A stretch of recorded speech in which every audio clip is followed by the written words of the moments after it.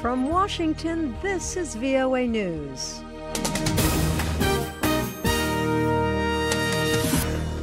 I'm Ann Ball reporting. Standing in front of large pieces of debris, U.S. Ambassador to the United Nations Nikki Haley told a news conference at a military base in Washington, D.C. that the U.S. has undeniable evidence that Iran is illegally supplying weapons to rebels in Yemen as part of a pattern of bad behavior in the region.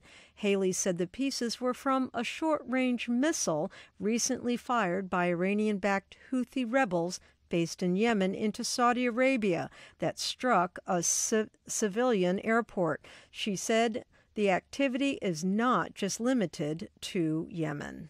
What we're also seeing is activity in Lebanon, Iraq, Syria, and we'll be able to show all of those, and there is more coming. This is not it. There is a lot more of uncomfortable evidence that the international community will look at and realize how dangerous this is.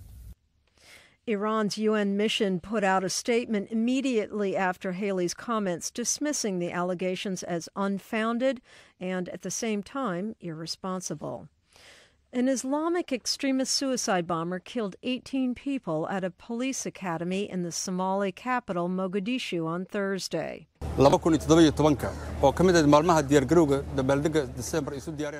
Somali's acting police commissioner Mukhtar Hussein Afra said police were preparing for the 74th anniversary of Police Day and a suicide bomber came in and blew himself up.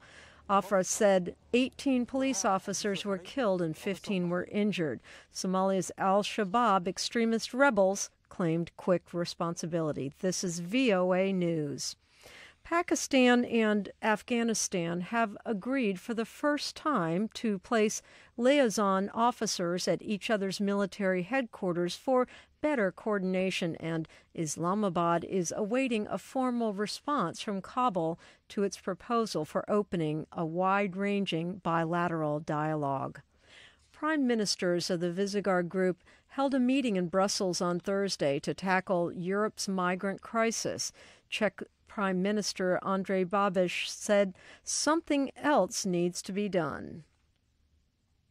We have to solve this problem by fighting against this smuggler mafia, which is making billions of euro of money and is bringing these unhappy people to Europe, promising them the better future, which will not happen.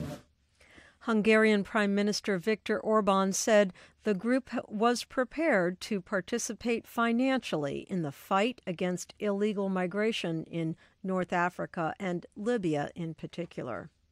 UN Secretary General Antonio Guterres warned against the danger of sleepwalking into war. Doug Bernard has more. Guterres said that Security Council resolutions on North Korea's nuclear and missile programs must be fully implemented by Pyongyang and other countries and urged leaders to find a peaceful solution. I think it is important for all parties to understand the urgency of finding a solution, avoiding the kind of confrontation that could have tragic consequences for everybody. Guterres made the comments to reporters after meeting with Japanese Prime Minister Shinzo Abe in Tokyo just days after U.S. Secretary of State Rex Tillerson offered to begin direct talks with North Korea without preconditions.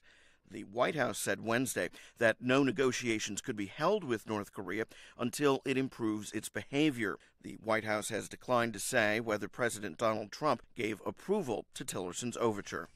Doug Bernard, VOA News. The U.S. on Thursday voted to dismantle the 2-year-old net neutrality rules that guaranteed equal access to the Internet. The new policies reduce regulation of major Internet service providers and hand them sweeping powers to decide what web content consumers can access.